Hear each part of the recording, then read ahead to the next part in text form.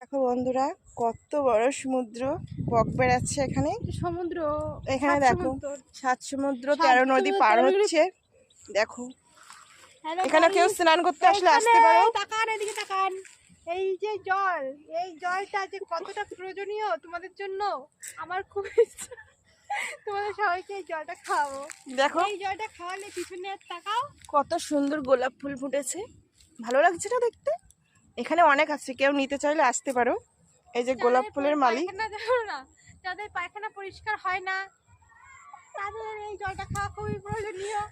ঠিক আছে, তো আমার কথা সবাই শোনো। এই জলটা যার পায়খানা পরিষ্কার হয় না, এই জলটা কে আসবে? এই জলটা দেখো